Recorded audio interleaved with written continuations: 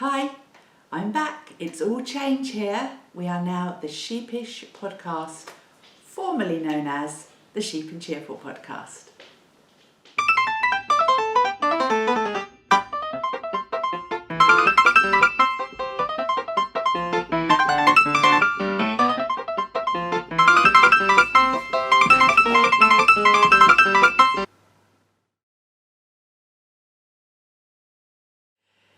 It's been a long time since I last podcast, so let's hope that I've still got the knack. Did I ever have the knack? I don't know. If you'd have seen all the previous attempts I've just recorded to say hello, you begin to wonder. But anyway, my name is Nicky and I live on the south coast of England with my husband and my two dogs. I have two grown-up children, one of whom lives at home, one of whom lives away. And that's all I'm going to say about that. I'm not going to do live updates and all that because it's been a long time, lots have happened. And I'm really excited to get into the crafting and the making. Now, first things first, I should say that that's the royal we, I've changed the name of the podcast because I decided that the format is going to be a bit different this time. I am going to be talking about a gamut of crafting. I'm so enjoying my making at the moment, and I'm doing so many different things that I really want to share them all with you, and hopefully over the course of the next few weeks, months, years, whatever, you will find that interesting. You might learn stuff, you might see some hobbies that I'm doing that you thought about doing but haven't tried. I probably am not going to be into the realm of tutorials and things like that, but I'll certainly be sharing with you things that I've learnt and different things that I've tried. It's mostly fibre craft, it's fibre related or fabric related. So you could say that's fibre, couldn't you, because it's mostly going to be cotton. Although I am going to be sharing a lot of my journaling and my artistic endeavours there, possibly on separate little videos. I'm not sure yet. But anyway, so this podcast is now going to be known as Sheepish, also because it's less of a mouthful. It's less of a mouthful than Sheep and Cheerful, but the same principle is trying to bring a bit of joy, a bit of crafting, happiness and love into the YouTubes. Also, YouTube have done this thing where probably most of you know, you get a YouTube handle now. So if you're trying to find my channel, which hopefully, if you're watching this, you've already found it, but you could search Clara Peggotty TV and that will get you onto my YouTube channel. I should also say that on Instagram, for those of you who don't know, I am also Clara Peggotty, and I will put that at the bottom of the screen. There's a reason behind that. Those of you who know that I'm a big Charles Dickens fan, and more about that later. So let's kick off then. As I say, I'm going to work through. So today is going to be quite a monster one. I've got so much to share, and I thought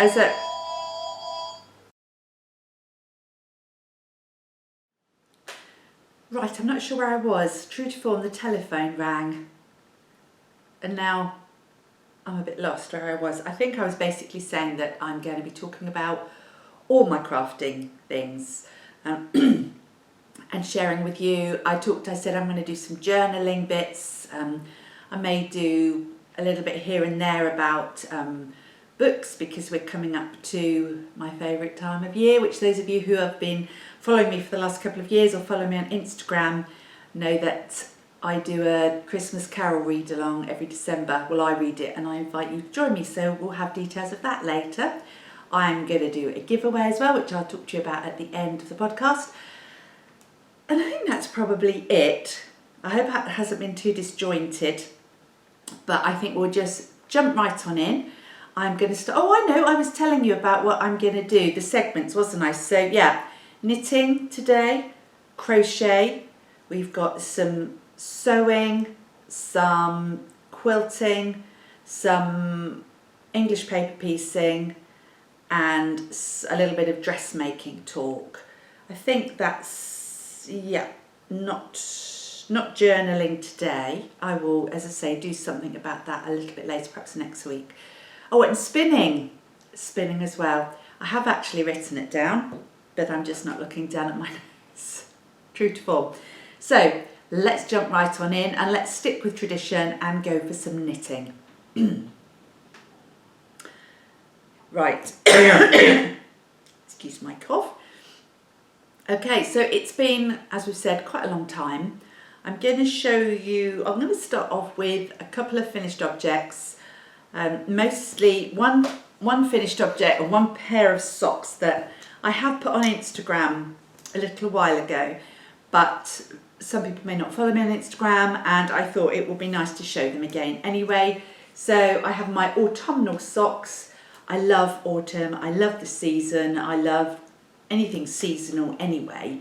I think we all do as crafters, we all can't wait to get into that, let me lean this way a bit, yeah, into that sort of seasonal knitting. So these are just vanilla self-striping yarn, vanilla socks. I cast on 64 stitches and use 2.25mm needles. And I knit my socks quite long, as you can see. I like quite a long leg because I mostly wear Dr. Martin boots in the winter and the summer, to be honest. But so I like these to come out over the top of the boots and scrunch a bit. That's kind of just my normal mode, really. Whether I'm wearing a skirt or trousers, I just love my boots.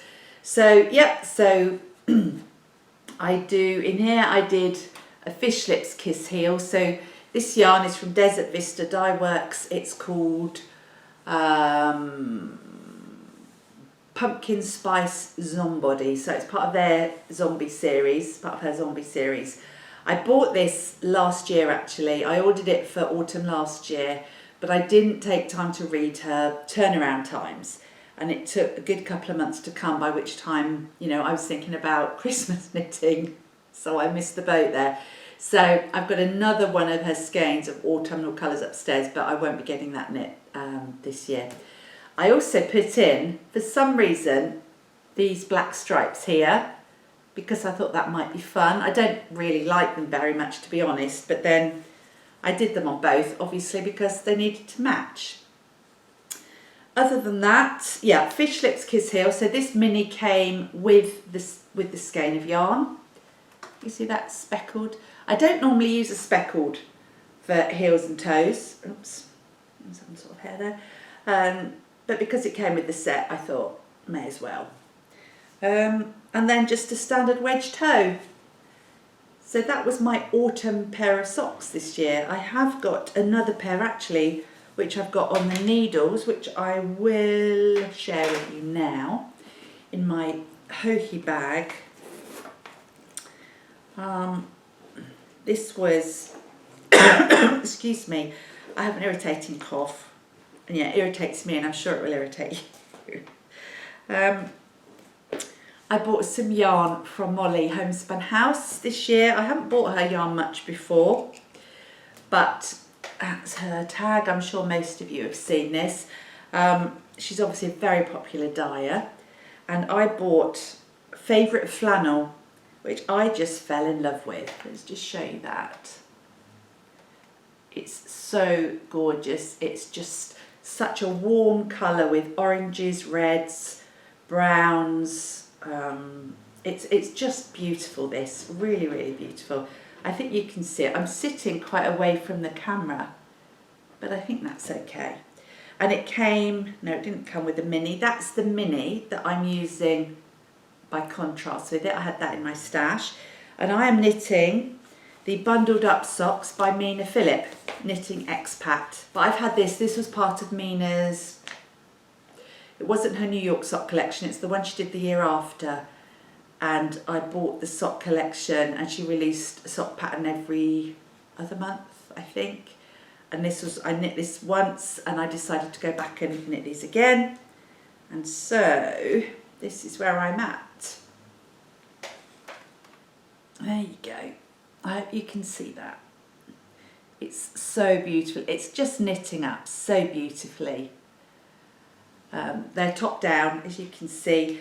In the pattern, Mina doesn't, she doesn't usually put the pattern on the back of the sock, on the back of the leg, but I opted to put it on the back of the leg as well. And then I've used that, you can see the orange for the contrast heel, and I'll be doing the contrast cuff. I did the German short row heel for this one, just for a change, and because Mina writes it out in the pattern, and it's great. It's not that different from the Fish Lips Kiss heel, really.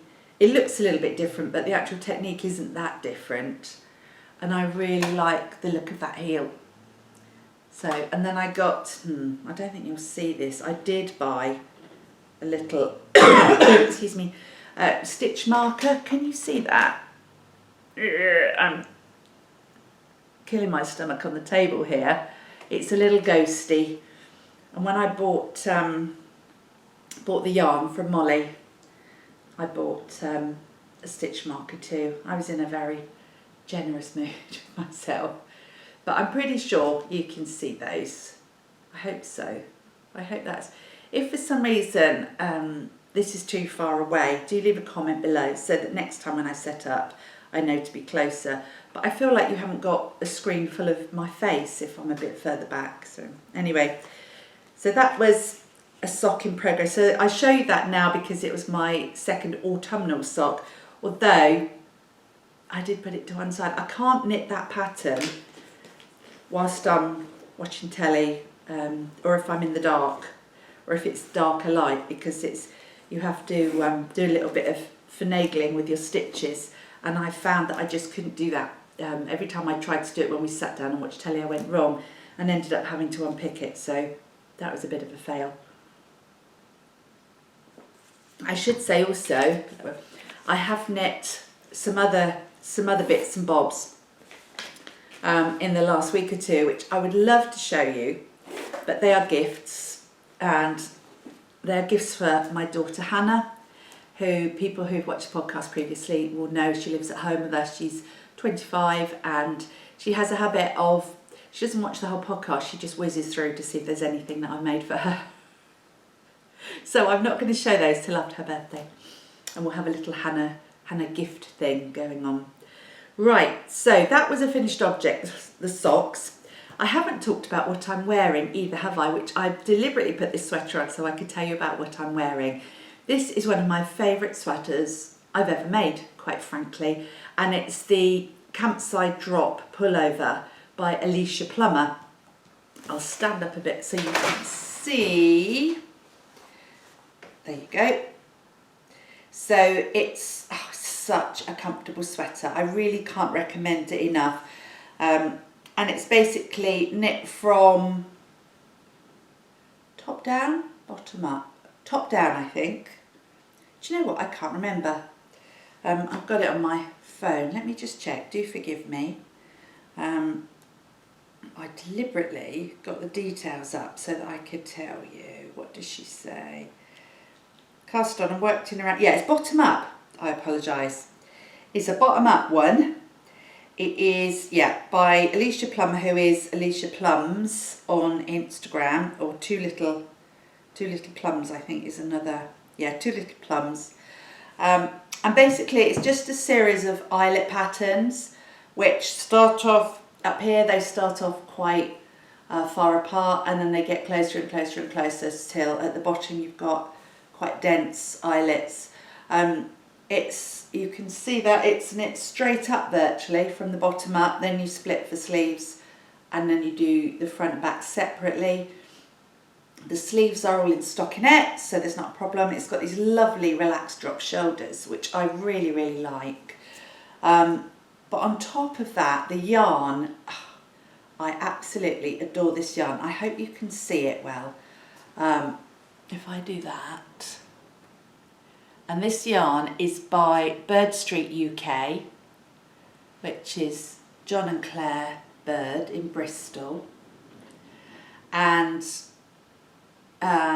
sorry, I got distracted then for a moment, had a bit of a squirrel moment. It's the most beautiful speckled. It's called Urban Decay, and it is on their Decay base. You get Urban Decay and Decay, and I just love it. It's a sort of a very, very soft mint, pale green with browns and golds and blue speckles, and it's just, I can't get over this yarn. You know, some yarns really hit the spot, and this really has. So, and I have got, actually I had yarn left over, so I've got a pair of socks that I'm knitting up in this as well, because their yarn has, this Decay has nylon in it, so I had some leftover yarn. But yeah, so this is the Campside Drop pullover. You can get a Campside raglan and various other incarnations of it if you have a look on Ravelry under Alicia Plummer. I'm also currently working on another Alicia Plummer project, which I will get to. I'm jumping around all over the place, aren't I? Shall I do that now? Let's show you that now, for goodness sake, why not? So I love this so much, and I had some beautiful yarn that I bought last year when I was splashing out on sweater quantities of yarn like there was no tomorrow, and I decided I would make the Campside cardigan.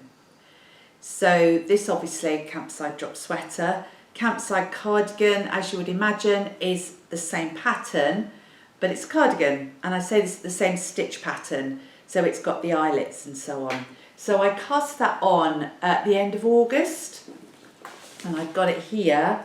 I've done very well. I've got it holding that in my Ho-He yarn bucket, which I absolutely love. Really love this. This was a Christmas present last year from, well, it was from my husband and my daughter, but yeah, they might have had a little bit of a pointer. Suffolk Socks, Juliet Suffolk Socks fulfilled that order very nicely. This is the yarn I'm using. So it's Julie Asselin, Leizu Decay. Can you see that? So it's basically, it's not speckled per se, but it is kind of a cross between speckled and variegated. So maybe speckle gated. Varicalled. But it's lovely, and it's called Kaleidoscope, quite nicely named.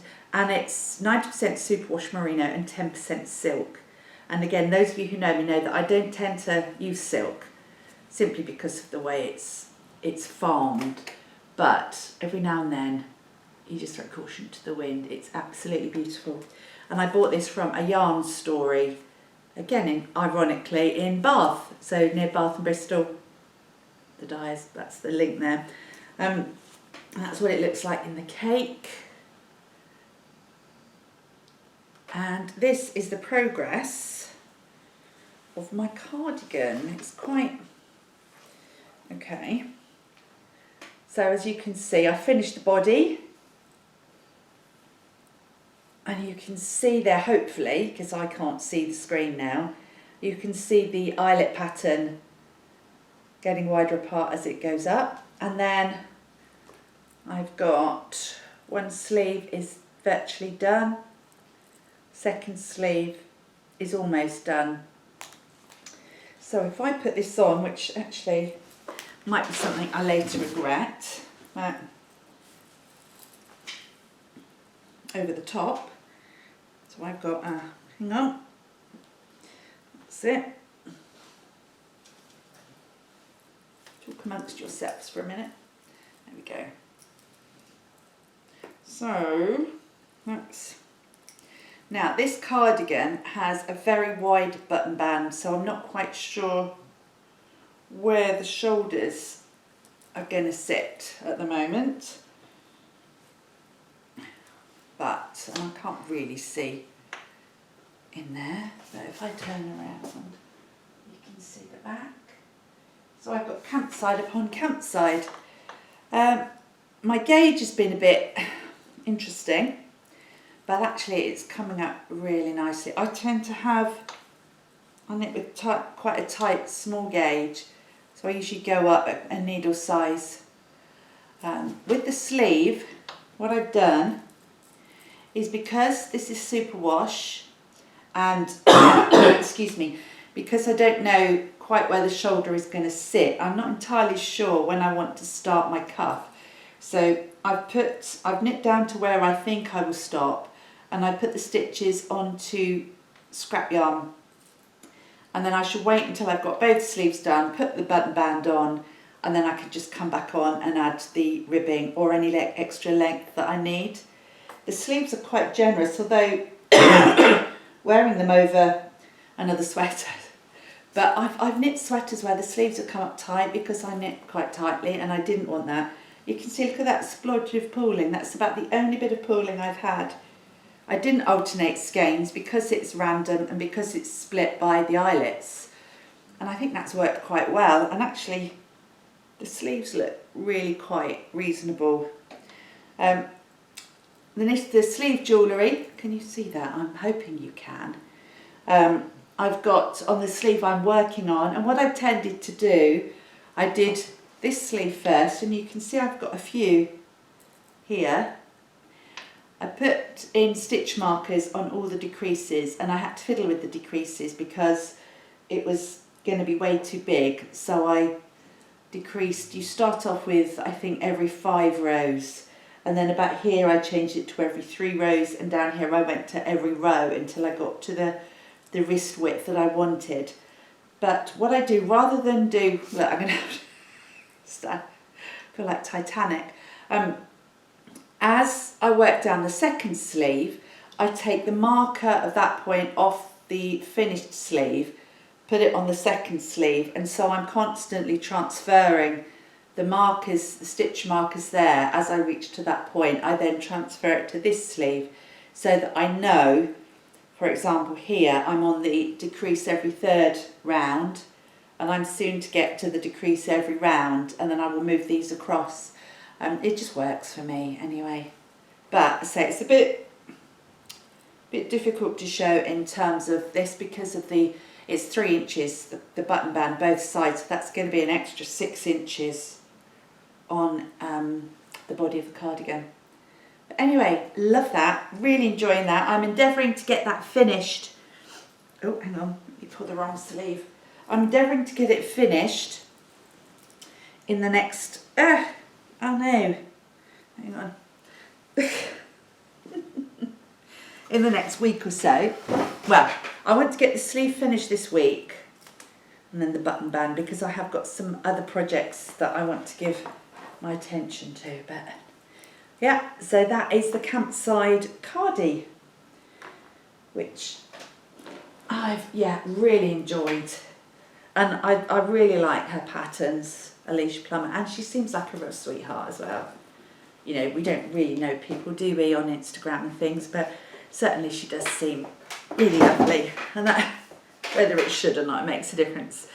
So that was that. What else have I got? Another finished object. Okay, this comes under the realm of Christmas knitting or gift knitting, so I can show it because I don't think the person I made it for watches, and I'm not going to mention any names anyway. But oh rats, I didn't bring the yarn's gone away. I fell in love with some Dandelion and Dogwood yarn. That's Jen and Amy who dye Dandelion and Dogwood in the UK, and they had a set of, oh my goodness, it was Slub. It was one of their Slub fingering weights and some Suri Alpaca. And I'm just trying to remember the name. I should have written it down. I thought I had. Let me just double check. No, I will look it up and I'll put it below. But basically they sold it as a set and I put it on Instagram. Shall I have a quick look so that you can see? And you're all shouting, no, just get on with the blooming podcast. Yeah, well, I'm not. I'm going to look it up if I can see. Did I post a picture? I did. There we go. Christmas knitting. I have to take that off. Oh. That was the post that I didn't actually put the name of the yarn. No, didn't put it. Okay. Anyway, I decided I wanted to buy the yarn, so I then worked out how I could justify it. Don't laugh, we all do it. And I thought I will buy it and I will knit it as a gift for a friend. So I decided to make the Oslo hat by Petite Knits. And I'm lifting it up because it is currently blocking and it's been drying for about 3 days because it is so dense and it's not dry. But there you go. There's, hold it upside down. There's the Oslo hat. So hopefully you can see the colour. Again, I can't see whether that colour is coming up on screen. I think it will be. I do that. Gosh, it is still so wet. So damp. But this is Slub held together with Suri Alpaca. And can you see the Slub? The little bubbles and the bumps on it.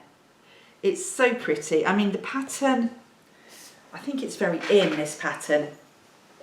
It is a bit of hard work because you knit, as most of you will probably know, you do a folded brim, a turned brim, so effectively it's that much. Then you turn it in on itself, pick up, and then you turn the hat through and then knit. Actually, that's quite an interesting shape, isn't it? That's flaring out, which I'm not really sure. I think it's because I've turned it through. Perhaps if I let it dry flat without it flaring out.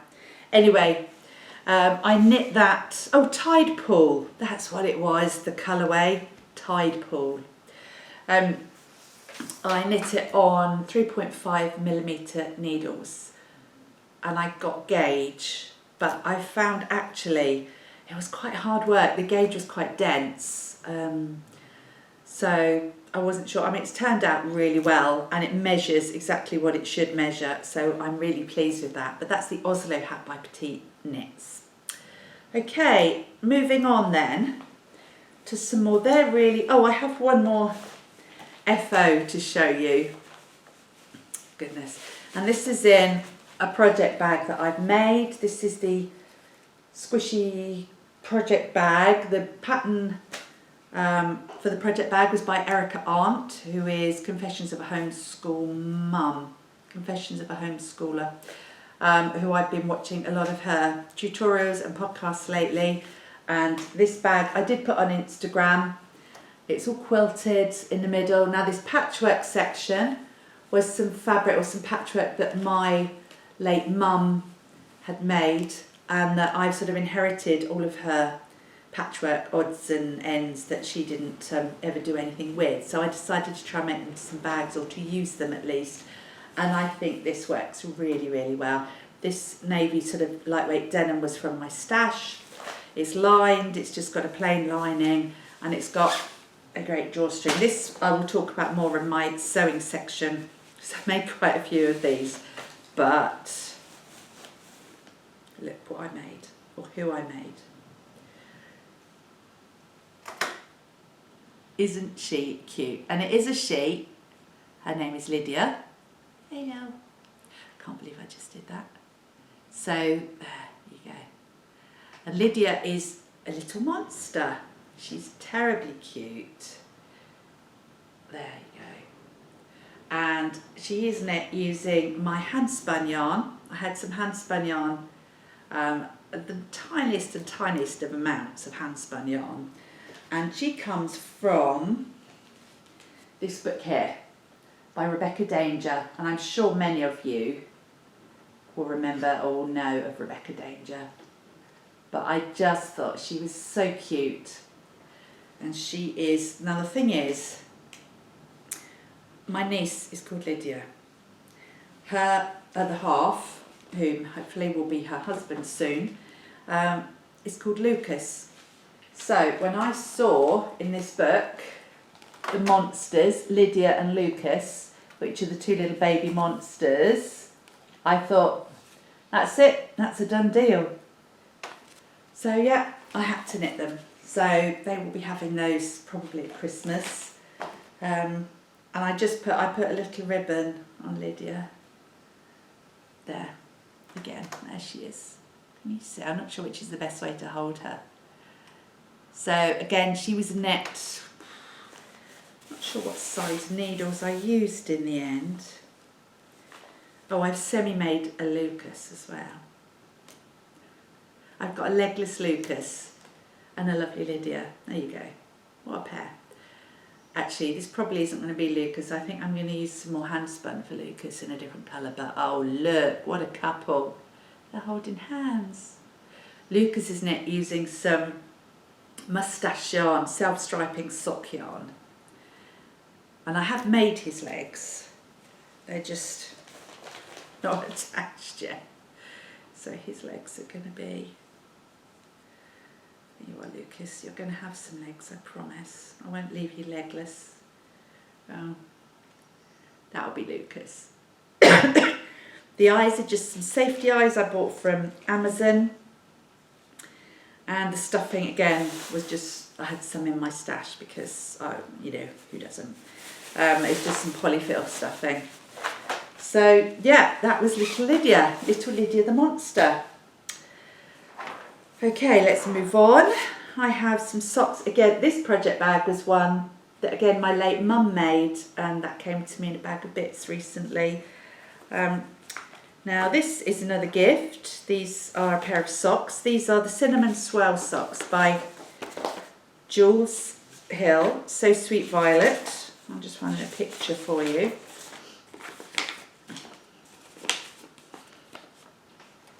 See those?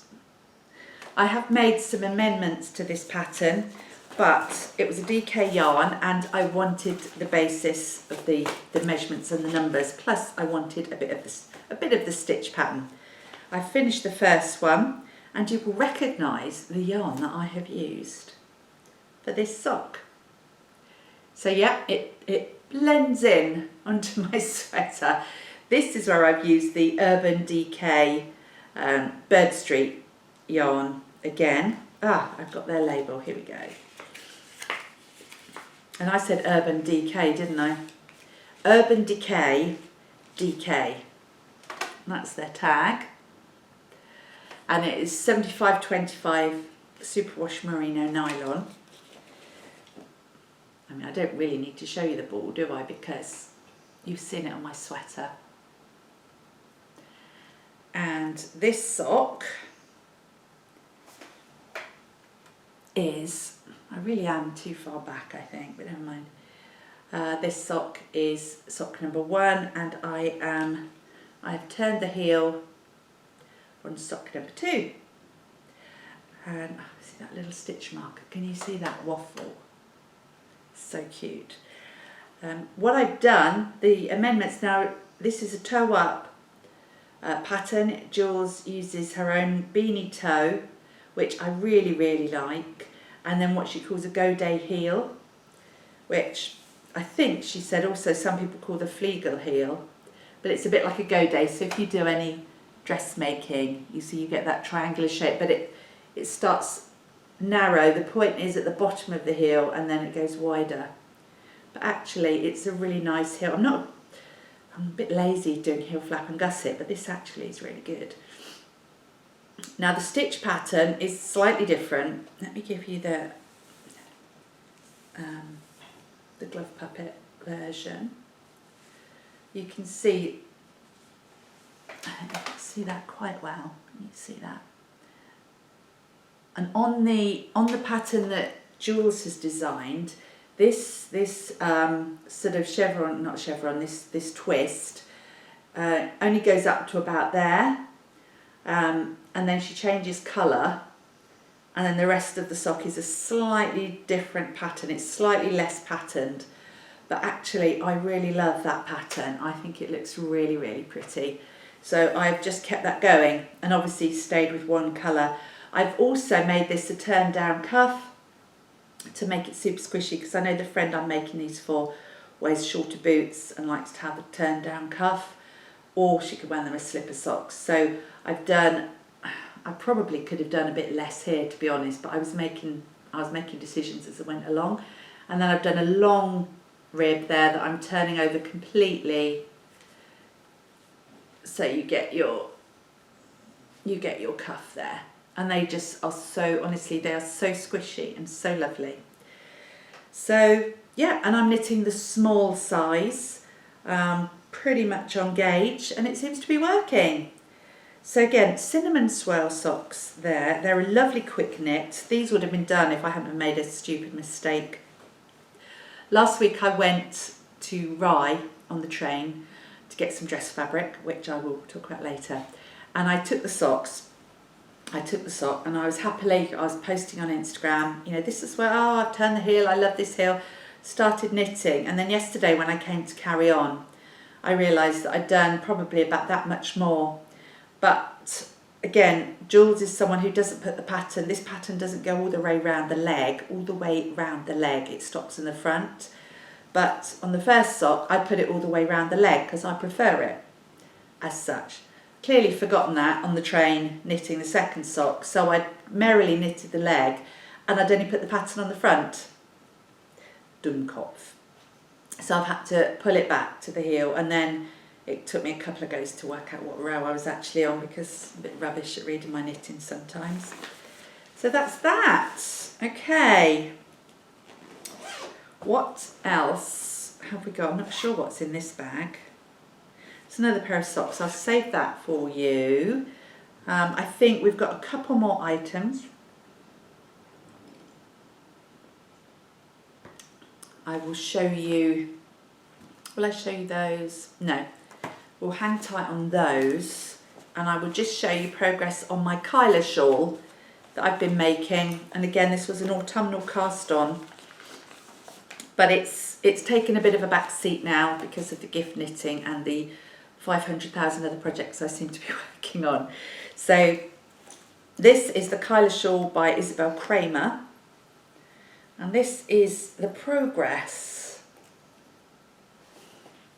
There you go. So you can, don't know which way to hold it really, upwards like that, crossways. There you are, that's better. So that's where I'm at. And this is, I fell in love with this. I saw this on a podcast and from a few years back, but it was one that I kind of earmarked.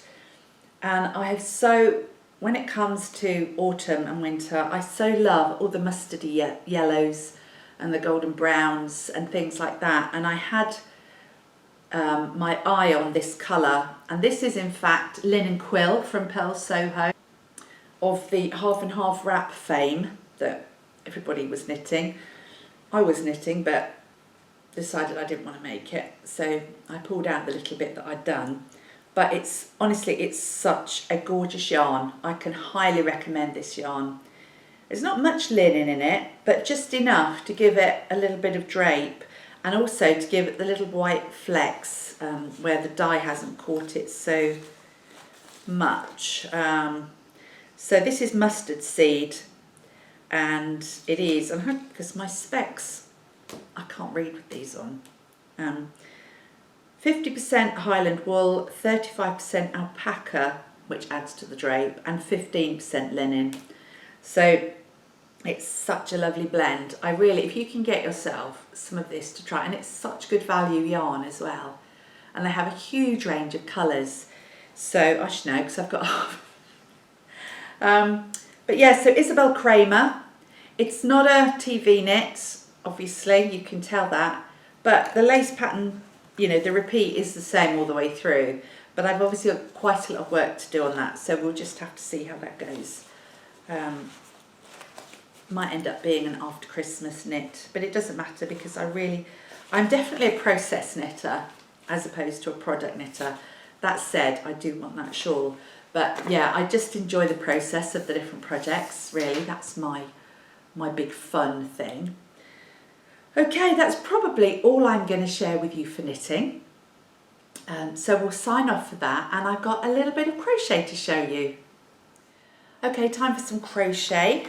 Now, I've fallen in love this autumn with the idea of home furnishings, and of making loads and loads of blankets, of making cushions and quilts and all sorts, hence my big sort of expansion of all my crafting projects. But one of the things I didn't really have on the go was crochet. I tell a lie, there is a corner to corner blanket I started last year that's like that big. But I decided I just wanted to knit some granny squares, and again I inherited from my late mum a box of the Scapies mini skeins in the river washed and the stone wash yarns, which if you've seen them, I don't have the box to show you, but look it up, it's worth seeing. I bought that set for mum about 18 months ago as a gift, and she so loved them but could never decide what to make with them. And it is a bit like when you have this new pack and you don't want to break into it, isn't it? And you don't want to spoil it. But that box came back to me, and I decided immediately that I would do a granny blanket, partly because I wanted to, and partly granny, it seemed to work with the memory thing. So I found a pattern. I don't have the picture. I found a basic pattern by Sandra Paul, Cherry Heart Designs, and it's just called, it's a classic granny square blanket. What I liked about this were the colours, and again, I'm sorry, I don't have a picture for you, but basically she doesn't use a joining colour, so all the colours are literally as they are. There's no cream or grey or black or anything in the borders. She joins them, I suppose it's an invisible join. Now she, in the pattern, does a join as you go method, which I didn't do because basically it was just too much of a faff for me. Honesty here. But in my little basket here, which I've had for years, this is a Kath Kidston basket. It's so pretty. And there we go. Excuse me, they're about to fall out, aren't they? Oh, got a bit of movement. There's Henry. They're both, actually both the dogs are behind me on the sofa, but you can't quite see them. So basically, if you don't know what I mean when I say the Scapias minis, it's these tiny little, what are they, 20 grams, 10 grams, 10 gram minis, 26 metres, put them there, you can see them, and they are about a sport weight, roughly. Sport weight Decay. You can knit them to whatever gauge you want, actually, crochet them. I am using a 3.5mm crochet hook, nothing fancy schmancy. I just dug into my basket of crochet hooks and found the one I wanted. And now I had these in a really neat pile, and now I've tipped up the basket. So my first pile I've got done. And I'm literally just pulling these. Oh, that's my Alexa beeping at me there. So my first pile are those colours there. My second pile, oops, have I done, are those colours there. Then I've got blues into greens. And then I've got greens plus a couple of Franken squares where the gauge, obviously, or the yarn wasn't quite the same. You can literally just about get 2 of these squares out of one of these minis, and that's how I worked it. So in the pattern, in the Cherry Heart pattern, there's a square. That's just your standard triples. It's triples, isn't it? Yeah.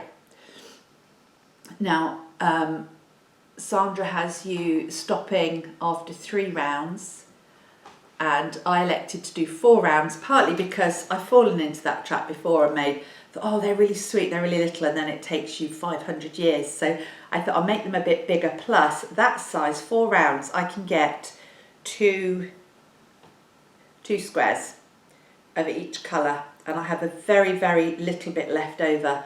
I mean, obviously the length of the yarn on the mini skeins isn't super consistent. Sometimes I have less, sometimes I have more, and a couple of times I haven't had enough.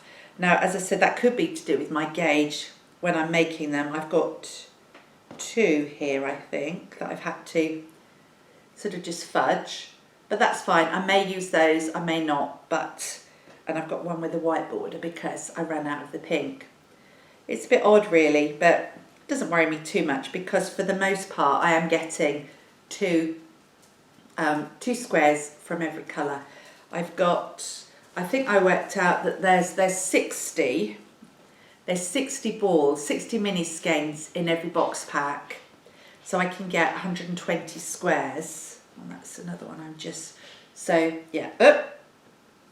So that is, I've done one square of that one. So I have just got, you see those left. So they're the colours I've got left to do. I will have to get another box, that's fine. What I'm going to do, the plan is to get all these colours done. I'm going to join them. I did have thoughts about joining them in some sort of ombre or a rainbow or something like that, but I've decided not to. I'm going to join them randomly, or relatively randomly, and I'm going to do a row of 15, and then she says, quickly working out her maths, I'll be able to get 4 rows of 15 done. I might make it a little bit small. I don't really want to make it too small. I'm not one for small blankets. I'm not one for small anything, truth be known. But at the moment, I'm planning on doing, the length of the row is going to be 15 of these squares. And then I will just then do 4 rows. That probably means I'm going to have to buy about 3 more boxes. But that's fine. As long as I'm joining them and it's working, I don't mind buying the yarn to make squares. What I won't do though is buy 4 boxes right at the start and then realise that actually I don't really want to do it, and they'll just sit there. But I'm really enjoying doing this. I mean, it helps that they do look so very pretty. I'm doing it as well with, I'm doing it, a friend and I, my good friend Irina has bought a box and is doing a crochet along. We're doing slightly different patterns, but we thought we'd motivate each other with that. So we're both doing that. I am also endeavouring with the bits that are left over to make a magic knot ball, which is not something I've ever done before. So there's my magic knot ball. So there are loads and loads of tutorials up on YouTube about how to make a magic knot ball. And what I'm hoping to do is that when I finish the blanket, I can just crochet perhaps a cushion, I can crochet a cushion cover with the magic knot ball that's left over. And I should do, because although there's not much left from each mini skein, I'm obviously going to be using lots of those minis, so I should have enough. So that's my crochet. Right, a bit of spinning. I recently started watching a new podcast, new to me podcast. She's not new by any means, and that is Erica Arndt, who I've spoken about before. I'll put a link to her YouTube channel below if you haven't already found her. I'm usually late to the party with things like this, so probably everybody knows about her anyway. But I was watching, what appealed to me from her podcast was she was very much like me, and that she does a whole wide range of things. Whether or not, because obviously, well, I don't know if you know, I homeschooled our children. And I don't know whether it's because you're a homeschooler or you veer to homeschooling because you like to learn things as you go and you like to try new things and teach yourself new things. So I very much felt relatable to her podcast and what she does, and also all her fabulous tutorials, which has now expanded my knowledge of stuff. But she also spins. Now, I've been spinning yarn for many years, for as long as I've been knitting, and when I started weaving back in the day. I also taught spinning lessons at Tribe Yarns up in Richmond. If any of you, we did a few classes before COVID hit. So, and I use an Ashford E spinner, so it's an electric spinning wheel. And it's just, I didn't bring it out to show you, but it's just a little block. It's not like a traditional spinning wheel that you plug in. It's just a little tabletop block. It's got the flyer and all the gizmo on the top with the bobbin, and you switch it on, and the electric part of it is the spinning.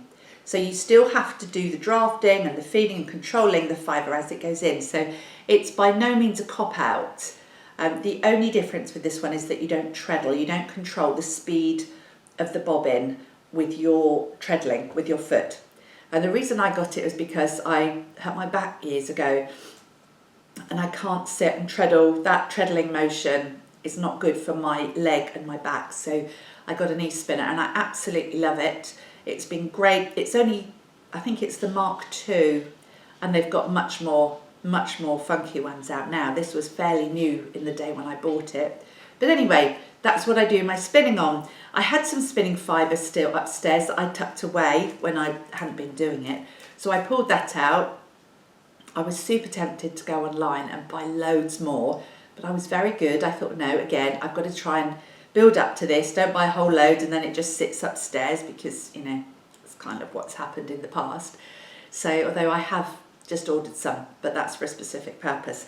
So, anyway, I picked up the first batch of fibre upstairs. Sadly, I didn't have the tag on it, so I don't know where it's from. I can't remember, but this is the skein of yarn that I spun. It's absolutely beautiful. I really, really love it. It's got these, just a second, I'm not going to stop the filming. That's Honey trying to go out in the garden. Just give me a sec. Talk amongst yourselves for a minute. Go on then. Out. No? Oh, you're a tinker.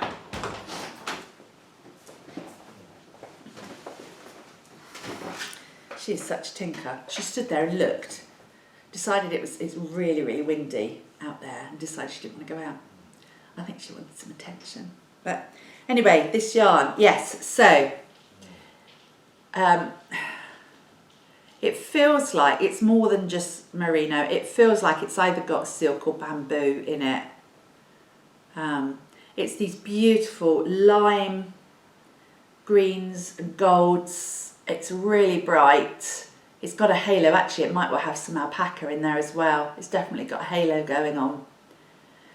And I got, well, it's a bit odd. I got about 140 metres, 140 yards from this, and that's 90 grams, but it's not that chunky.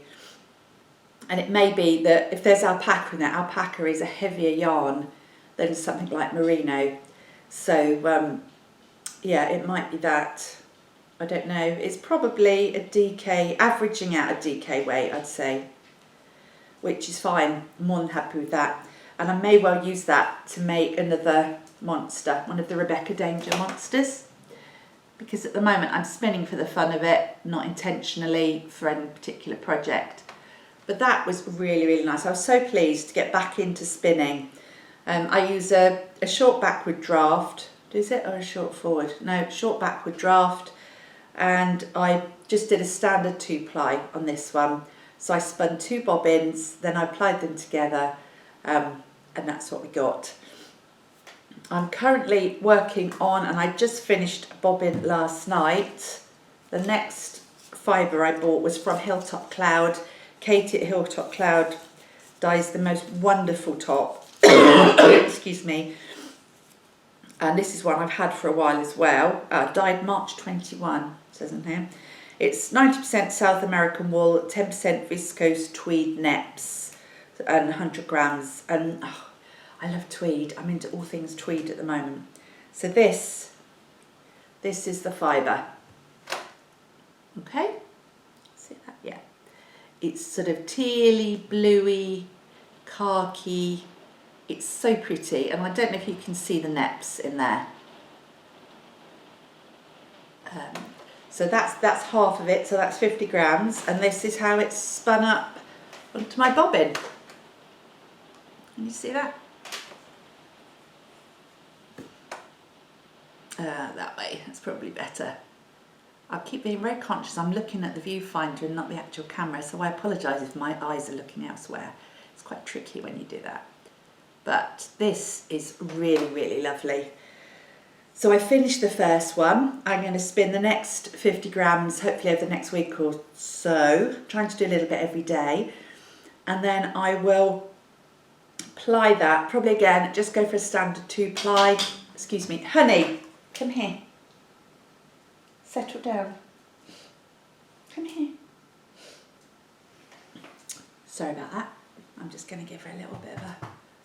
Oh, it's raining outside now anyway, so she's probably torn. She wants to go out, but she doesn't want to get wet. This is a precious dog. Yeah, I should do a 2-ply with that one.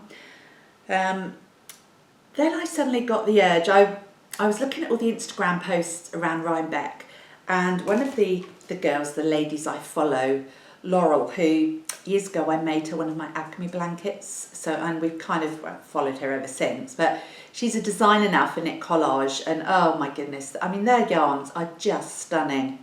But sadly most of their patterns for garments wouldn't suit me because I'm already, you know, I'm quite a sizable lady, so I don't want to be wearing big bulky clothes because I'll end up looking like the Michelin Man. So yes, sorry, the doorbell just went then.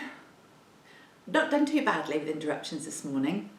And we've got, I don't know if you can see, Honey sitting there looking po-faced at me. Yeah, so knit collage, the garment patterns are probably a little bit too bulky for me, but they've got some gorgeous hats. I love their yarn. And what an opportunity to use your handspun or your handspun art yarns to make those sort of garments or projects. So I had a look on the Knit Collage website the other day, and I downloaded a couple of their free hat patterns and decided then I could justify ordering some more art bats. So I've ordered, well I was only going to order one, but somehow I ordered 3 art bats from Barn to Yarn, I think it is. But when I get them in, I'll show you, and I'm planning on spinning them up quite bulky so that I can make a couple of these sort of not Christmas, one of them is Christmas reds and whites, which I thought I'd make a nice hat for December. But I will keep you posted on that particular project, but that's all I have for spinning at the moment. So we're getting there, I'm just checking. Henry's now gone out in the garden, so he's going to want to come back in shortly, but hopefully I can move on. Let's just talk briefly then about dressmaking. Now, although I've got very much into sewing and stitching of late, I was only ever really a dressmaker in the loosest sense of the term. I was taught how to make my own clothes by my mum, who was a trained dressmaker. So she taught us how to make our clothes when we were teenagers. And so I've always had those skills. I've always been a little bit slapdash, haphazard, much to her dismay. But, you know, enough to get by. I made clothes for Hannah when she was little, not so much for Jonah, because little boys' clothes don't really lend themselves so well to stitching, more knitting for them. And I wasn't into knitting when he was little. So, but enough of all that nonsense. Let me grab, oh look, that's a bit unprofessional, isn't it? Last week, I live near, not far, about an hour's journey from Rye in East Sussex. And Rye is the home of the Merchant and Mills dressmaking and fabric store. Okay, there's Honey. And now Henry wants to come in. Just a second.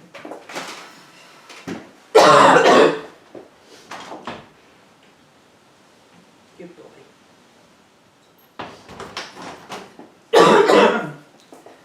Okay.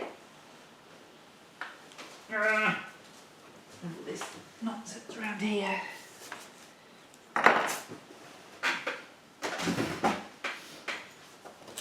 So I took the train over to Rye and decided that I was going to, by myself, I wanted to get some, I had a trouser pattern and I wanted to get some fabric to make some trousers and also a skirt because I quite fancy wearing long skirts this winter. I usually wear either dresses or leggings and tunics, but I thought, no, fancy some long skirts. But are they to be had in the shops? Not in the UK anyway, very hard to find. Oh, there's Henry settling in. So, and the Merchant and Mills fabric, oh, there's loads of threads there, is quite, it's very, very good quality. It's quite hard wearing, but it's so lovely, and the drape, and it's just beautiful.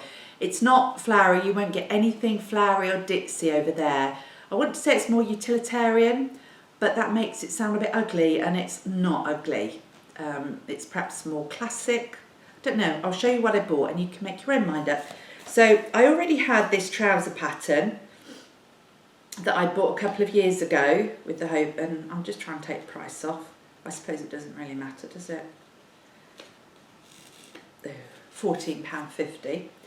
So I bought their 101 trouser pattern, which I've had for a little while now. And if you look on the back, you can make wide trousers, tapered trousers or shorts from this pattern. So I've got their, they call it the Salt Marsh skirt pattern, which is in one of their workbooks, which I've got. And it's a similar style in that it's got the drawstring waist. And although that's not the most flattering of waistlines, they're so easy to make. And I thought what I might try and do is actually put a wide band of elasticated ribbing around the top rather than a drawstring, but we'll see. It might be a bit bold, I don't know. So that was the pattern, and the fabric I bought, now it's all crinkled because I washed this yesterday, pre-washed it, but I bought this. It's shown up quite bright actually, but it's like a really pretty deep teal colour, and oh, it's so, I wish you could feel it. It is just so lovely. It's 100% cotton, and I think that will look really, really nice with those trousers. So that was that fabric I bought, and that was 2 meters of that fabric I needed for those trousers. And then I found the skirt pattern that I'd seen online that I decided I would give a try to, because it's got pleats around the waistband, which is slightly more flattering than the Salt Marsh skirt. So this is the shepherd skirt, and I've made a skirt before with pleats around the waistband. It is a little bit more involved because there are actually pockets tucked in the side there. I'll show you the pattern at the back, you'll see. But I thought, you know, let's give it a go. And the fabric I bought, let's just take the dog hairs on my head. And again, this is all creased, and I had it out on the line yesterday and it started raining. So I rushed out there, grabbed it, pulled it in and barely folded it properly. So it needs a good press, but that's the fabric. So it's come up again quite bright. I don't know if it will on your screens, but it's a dark navy blue and then a dark purple. Not really gingham, but it is sort of squares pattern. And I bought buttons. I thought, well, I'm there, because I'm the sort of person who it needs 8 buttons, because the side, the waistband and the pocket edges have buttons. So I just bought, not really worth you showing those, they're navy buttons. And I decided as well to sew, go mad, and I've gone for a bright magenta thread. So I thought that might liven things up a bit, just hope my stitching is straight. So yeah, they were my 2 dressmaking purchases. So hopefully both of those garments I'll be able to wear with my hand knits, various different hand knits I've got. I've got a couple of cropped sweaters, if you remember from last year or year before, my chicken sweater is quite cropped, and a few others. And then I think that would just work really nicely with those. I did grab some more fabric because I just fell in love with it, and this is all. I stood in a queue for a while, and of course, because there was a lady in front of me who was buying a lot of fabric and a lot of bits, because, you know, she was from Germany actually, so I imagine she was, you know, stocking up. You can't buy, I don't believe anyway, you can buy Merchant and Mills fabric anywhere else other than either on their online shop or at the shop in Rye. So I bought this, which I just love. It's so pretty, and I'm torn. I bought it thinking it's about 1 metre by 140. I did say, oh, I can make a really nice big project bag with that, but excuse me, my cough's starting to come back now. I need to have a drink of water. But I might have a fiddle. I may have enough to make a pair of shorts. Perhaps if I lost about 3 stone. Shorts, let's have a look.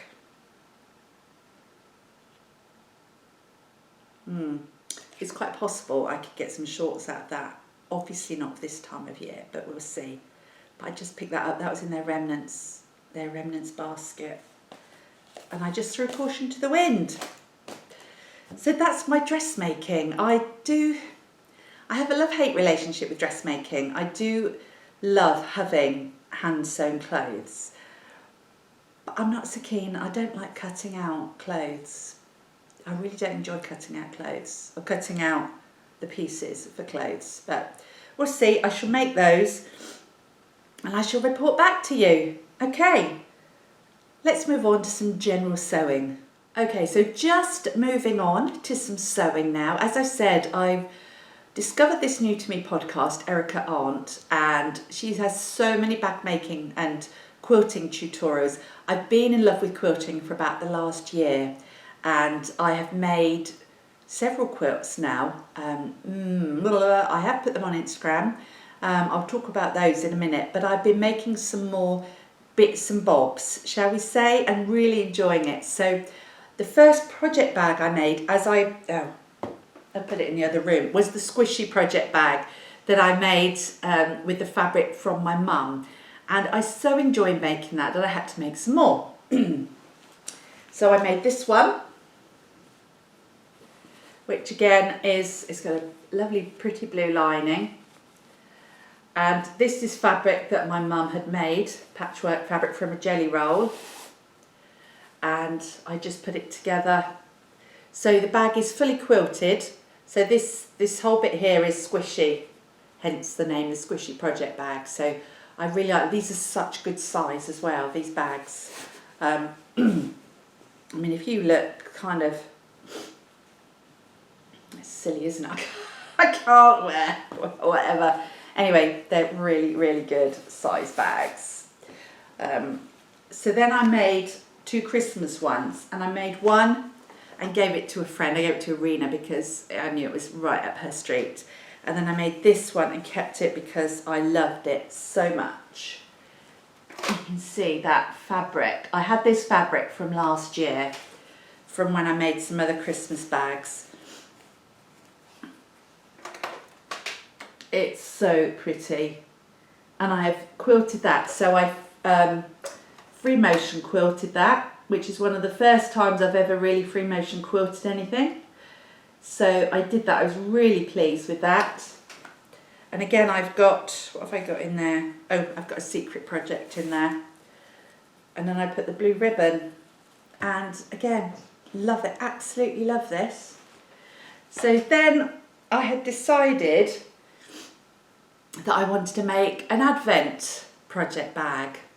So I put together 2 Advent project bags. I got some great Advent fabric from Spoonflower, and because the pattern on it is quite big, I'll show you in a minute, I decided not to break this bit up here, but to do the same bag pattern but the whole thing in one fabric rather than in the 2. So this is what we've got. I only finished this yesterday and I didn't have any ribbon to do the drawstring, but I so wanted to show you. So I've got 2 mismatching drawstring ribbons here, which I will take out and replace. So let's do this, and they're not quite long enough either, but how cute, how lovely is that fabric? So can you imagine getting your yarn Advent project and keeping it in that bag with that fabric? It's so lovely. And I chose a pink gingham for the top bit, and I also, it's fully lined with pink gingham as well. I've just put a few skeins in there just so that it stands up, but you can see. And it's got the big box bottom. We love a big box bottom. And it's fully quilted. And in this one, I obviously just used the guidelines of the squares on the fabric to quilt it. But I absolutely love it. I love the, have you got him? That's the little penguin. Can you see the little penguin there?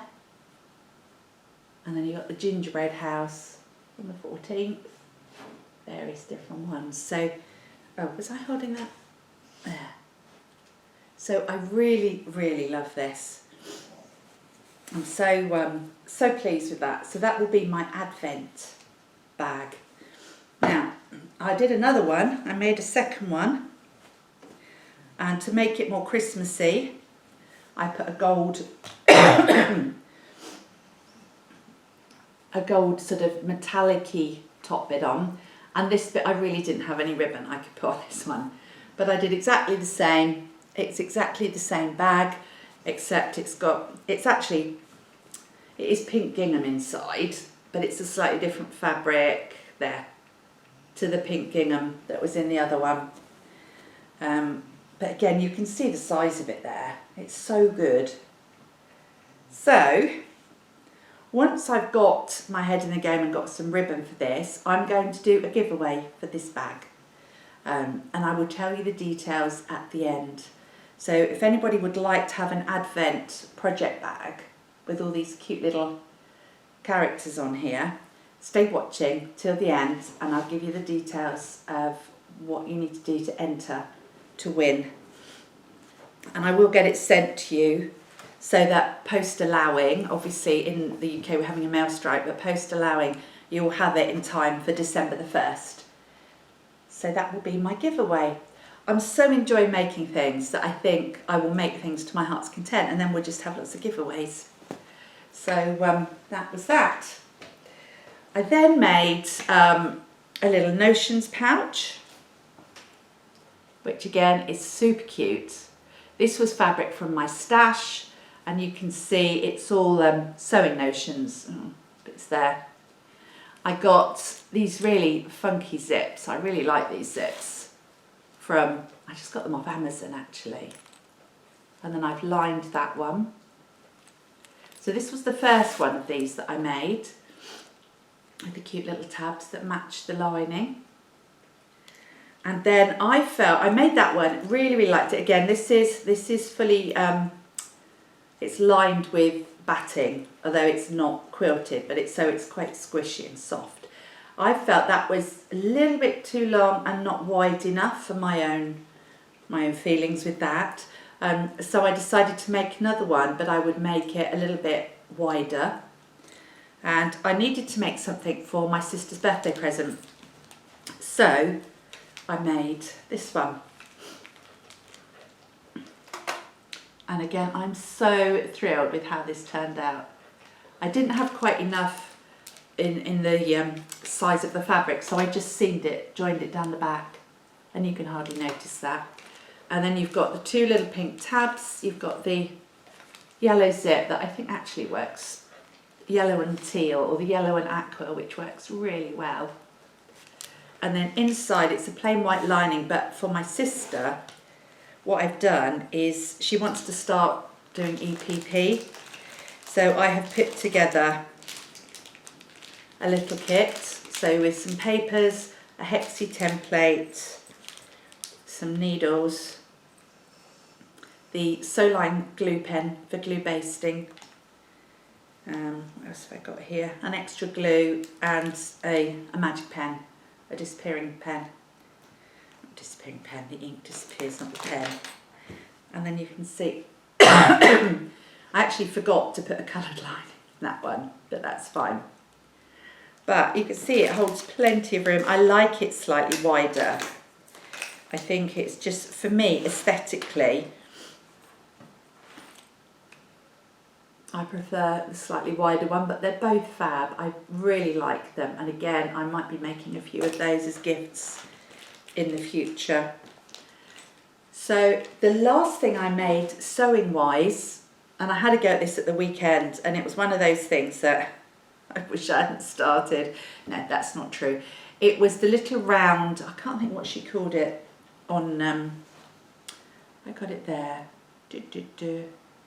Little round bowl. It's like a little thread bin, basically. But it's that. There you go. So again, this was some fabric I had in stash. I free motion quilted it, and it's, yeah, bit of a dog's dinner really. I used a dark, I just thought I'd try, because all of this I'm doing really is to practice my machine quilting, so that when I get my bigger quilts going I can do some machine quilting myself. So I put some bright pink cotton in. I don't actually know if that's coming out on camera. and then it's got a little red polka dot border. You can see I've got loads of bits of thread in there. I didn't put a fancy lining in, but I did have a different fabric for the bottom. But it's really cute. I really like it. It's a bit of a faff to make, but it's useful. It saves all my threads and things just being dropped on the floor, or you know, keep it by my sewing machine, or when I'm stitching, if I'm hand stitching, I keep it by me, and that's really useful. So that's that one. Okay. Right, so 2 more sections to go. We're going to move on to quilting, and then it'll just be a final wrap up, and I'm only going to show you one acquisition this week, which is quite a special one. So moving on. Right, so on to some quilting now. I'm going to start with some English paper piecing, which I keep in my gorgeous basket, and I can't for the life of me remember the website where I got this. If I manage to track it down, I'll put the link down below. But a lot of people have got these, so you probably would have seen. I got the, that's Henry having a drink, so I apologise if you can hear that. It was Suri, Ollie and Bella who first put me on to this particular type of basket. And I use this, I take this out when I go to a friend's for my paper piecing. It really works well. So I am making, and have been making since the end of last year, a grandma's flower garden quilt, and I am using English paper piecing. So I don't have a photo, actually, okay, I tell a lie. The picture that got me started, shall we say, that started it all off was from Southern Charm Quilts, Melanie, who is the most prolific quilter, and hopefully, ew la la, this has all gone a bit doolally, come on.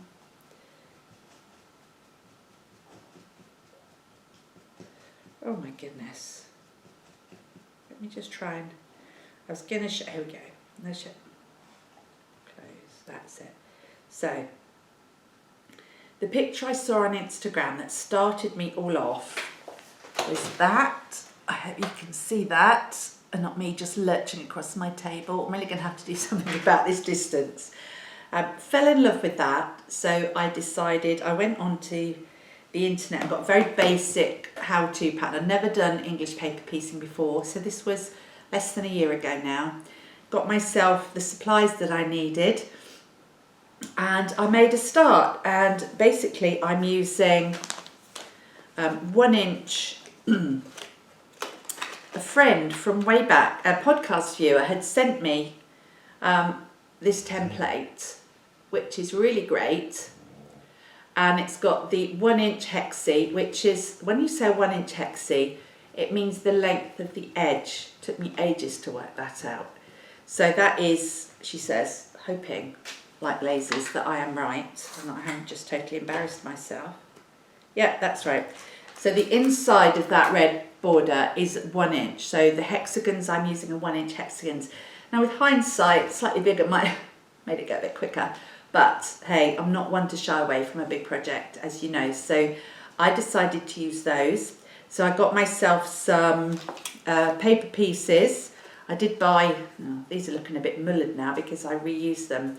So I bought some packs of the paper pieces. I have made my own as well, but I would have had to buy card. The ones I used were paper and they were really flimsy, and I prefer slightly tougher card. Plus I reuse these. So got myself those.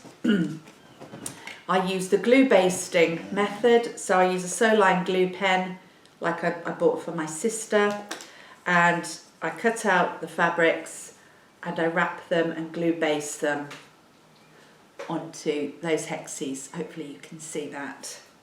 Then I've got 2 different shapes. I've got the petals, which are in this fabric there, which is so lovely. If I go that way again, I'm not sure which.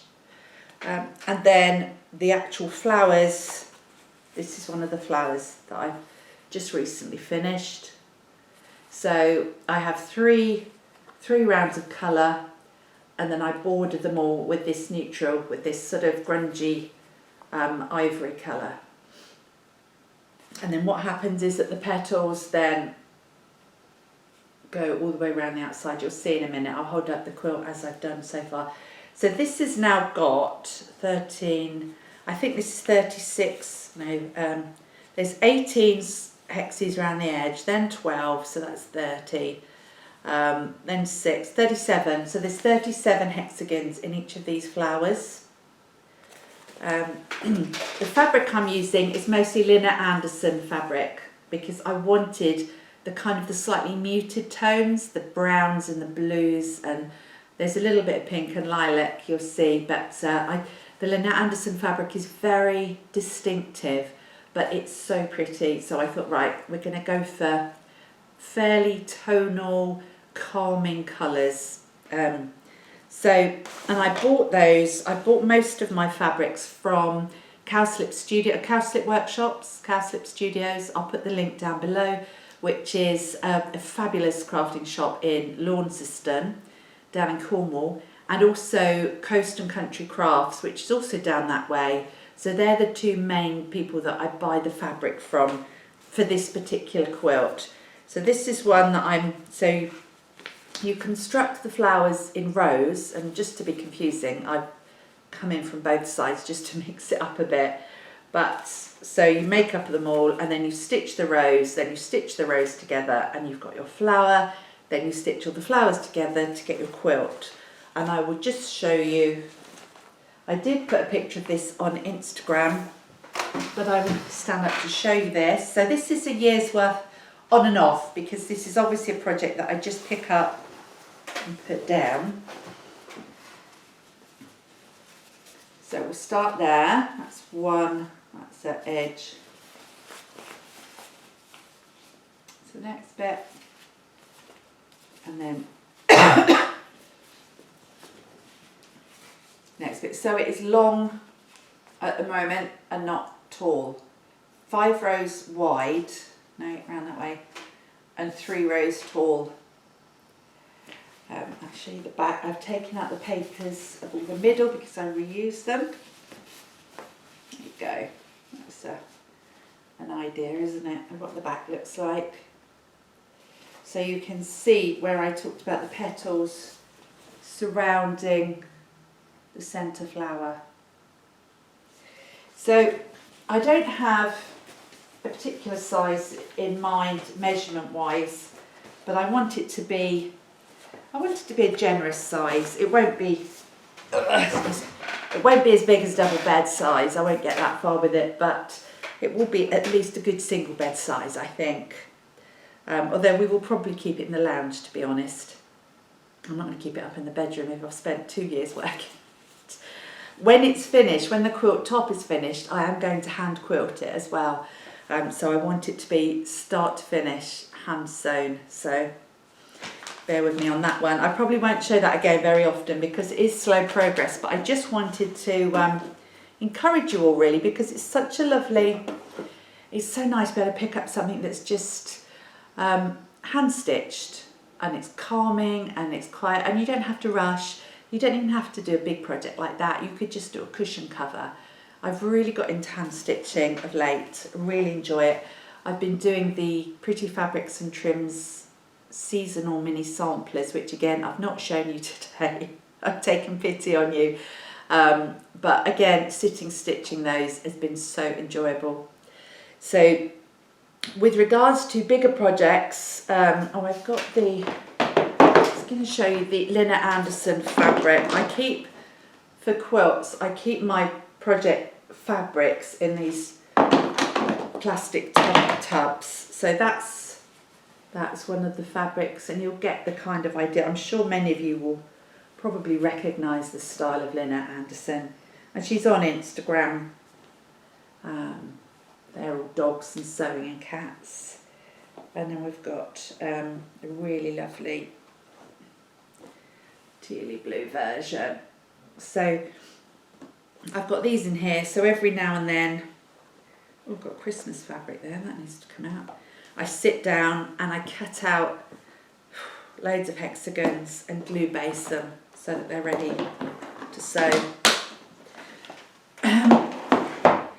I did make in the summer, and again, it was on Instagram, you may have seen it. If I can dig it out, I will put a short clip in at the end here of the double wedding ring quilt I made for my niece and her now new husband for their wedding in the beginning of October the 1st. Took me about 6 months to make, and I did have it long arm quilted by a lovely, lovely lady who lives not too far from here. And she just made such a good job of it, but I was so thrilled. That was a really big project for me. I'd never worked with curved pieces. This was machine stitched, but I'd never worked curved pieces. I'd never worked such an intricate quilt pattern before. So I will put that in to show you. I did another quilt earlier in the year for a friend that I've also gifted to her. It's for her 60th birthday. That was a Tilda one. And again, I think I took a bit of video. So if I have, I'll put it at the end of this podcast, or this mammoth episode. So I've got a couple of Christmas quilts that I'm about to start on, but perhaps I won't share those with you until next time because I'm very aware of timing. But what I will talk to you about, okay, so these are the 3 Christmas quilts I'm working on. They're all smaller quilts. They're not, you know, majorly big. But I am jumping in to the puff quilt along run by Lo and Behold Stitchery. Oh, I just saw this on Instagram the other day, and I just thought I really fancy having a go at that. It intrigues me, and I'm happy to see that a few of my friends have jumped into it as well. So you can do an ombre one, or you can do a multicoloured one. So that's the idea. I'll show you the ombre one as well, but I don't think the ombre picture particularly does it justice, but you'll see the idea of the puff quilt. So basically they're all squares, so very easy to sew, but you lightly stuff each one. So it's almost like a duvet in itself. It's quite amazing. And you can make it with a colour theme, you can make it whatever size you like. It's really good. She gives you, this is a free pattern, so you get inspiration sheets for different colours. You can do it like a quilt design. You can do, I said sizes, she gives you cutting guides, how to prepare the backing. It's so good. Oh, there's the, so she tells you, you know, how many, can you see that? It's blowing out on my viewfinder, but hopefully you can see it. The size of the quilt you want to make, how many pieces you need to cut. And basically it's a quilt along, so I think it's 5 weeks. Skill level is beginner. It's got loads and loads of links and helpful things here. I'm just trying to work out where I haven't got the timetable of it here. Basically we're on to week 2 now, which is cutting the squares. So last week was pulling your fabric, this week is cutting the squares, next week I'm guessing we'll be sewing, but I didn't read it properly, so I started cutting my squares last week. Don't tell anyone. But there are about 700 squares to cut for the size I'm making, so, you know, I just want to get it done. I mean, I want to be on time with everybody. So I'm going to be going, this is going to be totally scraps. I didn't think I had many scraps because I've not been stitching quilts and things like that for very long, but it turns out that having made, I think, 5 quilts now, I've got a fair few scraps, and obviously the project bags and things like that. So I have got this pile. This is my first pile. So I'm not going to show you all the fabrics, but you can kind of, I haven't put them into any kind of colour order at the moment. These are purely, a lot of these are Tilda from the first quilt I made for Hannah. So that's my first pile, that's 100 there. Then my second pile I've got here, you can see the edge, we've got a lot of pinks and lilacs in there. And then my third pile, which is not yet finished. So I've got to cut those out, and I'm going to be doing that this next week, and then following this quilt along, I'll put the details down the bottom. If anybody fancies having a go and you know how to sew a straight line on your sewing machine, go for it. It would be really good fun. So that's the big one. I will show you this beautiful book and it's to do with quilting. I got this for my birthday, and it's so beautiful. It's Annie Downs, who is, her brand name is Hatched and Patched on the internets, and her shop name, and I absolutely adore her fabric and her quilting style. And one of the Christmas projects I've got in here is actually one of hers, but that book I've got, I won't go into great detail, but if anybody's interested, I can do a review of it for you. We can talk about it in a bit more detail.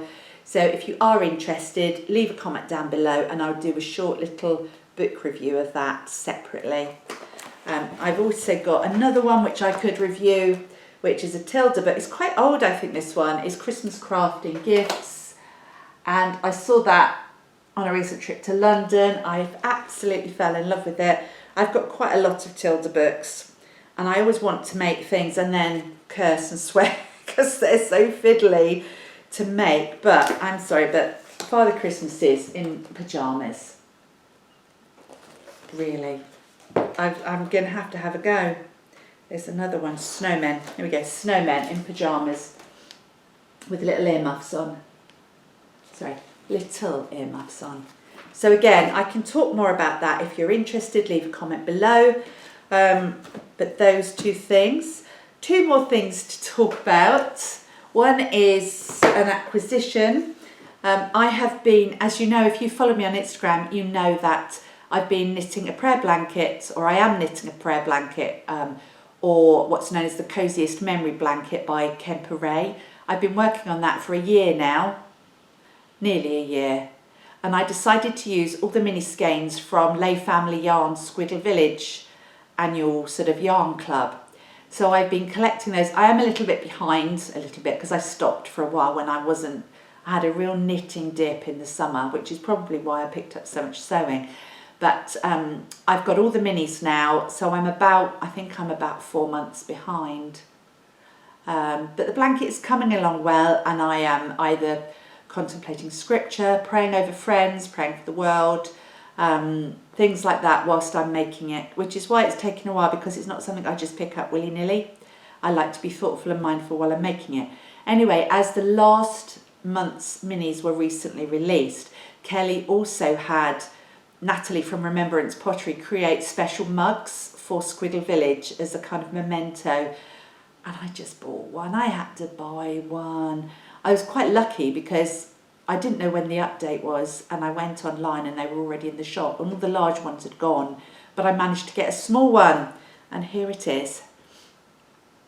I'm really hoping you can see that, and it has got all the pictures from the story. Kelly tells a little bit of a story each month about Squiggle Village. It's got the church, I think it's got Lavender Cottage, I think it's the Tiddly Squiddly Schoolhouse.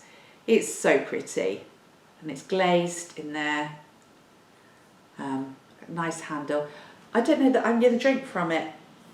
I think I will. I think it might be my special coffee mug, but it is so lovely. And it's been made, and it's so nice to have that to go with the finished blanket when I finish it. So yeah, I did buy that. I'm not going to talk to you about yarn acquisitions or anything like that, because I've probably gone on way too long. I have been buying yarn, and I did this weekend to come and buy myself a yarn advent calendar, but I will talk to you about that another time. Let me just say, finally, with regard to what's going on in the land of Clara Petite, it is coming up to December and Advent, as we all know, which means the start of my Christmas Carol read along. So I've got myself, when I went to London last month with a friend for kind of Christmas shopping, but not really Christmas shopping, we found a whole new range of classic books in Selfridges, and I collect versions of Christmas Carol by Charles Dickens, as most of you will know. And I bought myself that version.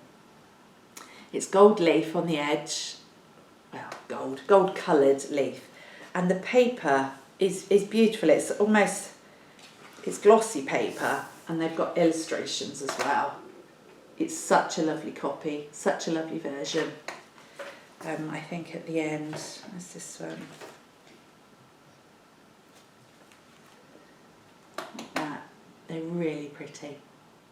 So I'm going to be starting to read this on December the 1st. I say this now to A, give you plenty of time to get yourself a copy if you want to jump into this read along, and B, I may not be back before the beginning of December. I don't know, depends what the response is to this particular podcast, which I'm going to talk to you about in a moment. So if you want to join in, I really recommend you this book to you. If you struggle with Dickens, don't be too put off, because this is one of his much easier to read books. It's much less wordy. It's obviously super thin. It's divided happily into, I believe, 5, I should check this, sections, 5 stanzas. Yeah, it is. Staves, sorry. And it's a wonderful book. I never tire of reading it. I always get something new out of it. So if you just want to do, we could make it a Dickens along, if you want to read some of the other Dickens Christmas stories, which if I get the chance again, or if I do a little book review thing, I'll talk to you about the collected works of the Christmas stories, because you might just decide to read another Christmas story, because there's quite a few of them and they're all pretty good, but this is way and above my favourite. So keep that in mind if you want to jump in there. So just getting back to the giveaway then, before I wrap things up, I am going to give away this project bag, which will have a drawstring here. It's an Advent project bag. You don't have to use it for Advent, obviously, but I thought being seasonal, it would work really nicely for anybody who's either doing some Advent knitting, some Christmas knitting, what have you. And what I'd like you to do, what I would really like, because I've kind of changed things up a little bit this time, I'm not sure how long this is going to run for. It's going to probably be quite a long one today. First of all, could you comment below whether it's too long, whether you'd rather shorter ones. I'm not to say I will change things up majorly, because it is quite a lot of work, obviously, putting together everything with all the different projects. And to do shorter ones means more upheaval more regularly. Okay, so the doorbell rang again. Sorry about that. What was I saying? Oh yes, about the podcasting. Yes, I was really planning on doing fewer but longer. Excuse me. Mainly because I want to have content to share with you. I want to have stuff to show you. I don't want to be coming back each week with tiny little bits and bobs and, you know, whips that have been ongoing forever. I'd like to be able to say, right, here I am. It's been 3 weeks or 4 weeks. Wham! Here's the stuff I've been making. So I think that would be far more enjoyable, because let's face it, you can just, you know, you can switch me off. You can pause it. You can come back to it. I've never tried putting chapter markers in my videos before, so perhaps I will give that a try. That's Henry jumping up there. So that you can jump to the segment you're interested in. So you could comment below about that, and also I'd really like your feedback on commenting on things that you found interesting, things that you might have found useful, whether you would like a book review of craft books or of fiction books, but mostly craft books, whether you would like any particular, not really tutorials, but I'm happy to explain things in more detail as what I make. Just things that you might be interested in, because I quite like to build up a bit and just build the channel a little bit. I'm just going to give it a go and see how we go. I mean, you know, Clara Peggotty TV. Hey, let's just go for it. So, yeah, if you comment below, and I will pick a winner. I will use a random comment generator to pick a winner in 2 weeks' time. So on the 14th, Tuesday, the 15th of November, I will close the entries and I will pick a winner, and I will then get this project bag off to you. Might even put a candy cane in it, who knows. As I say, just be a little bit aware that postage might be delayed because of the postal strikes we're having in the UK at the moment. But I should think it will be fine to get to you by Advent. So yeah, I just really welcome your comments and your feedback. If I've missed anything out, if you'd like to hear about other things, if you would like to know about other stuff, other crafts that I've done or that I've talked about in more detail, do let me know as well. And I think that's probably it. So I'm now going to be editing, probably for most of the afternoon. I'm going to make myself a nice cup of coffee, have a cheeky biscuit. I won't do much in terms of a life update now because, you know, as I say, this has been quite long and I want it mostly to be craft based. But as you can see, both the hounds are still with me, getting a bit old, getting a bit crotchety. I have to say that the doorbell that just went was a special leg brace I've ordered for Henry because his arthritis is really problematic for him now. He's on almost as many drugs as Gary is for his illness, so I just put my nurse's hat on and be done with it. Anyway, I'm wishing you lots of love. Don't forget, I've changed the name of the podcast. We are from henceforth called Sheepish. And if I can find them, I will put the videos of my 2 quilts that I've made. If not, take care. Have a lovely few weeks until I see you next time. Bye.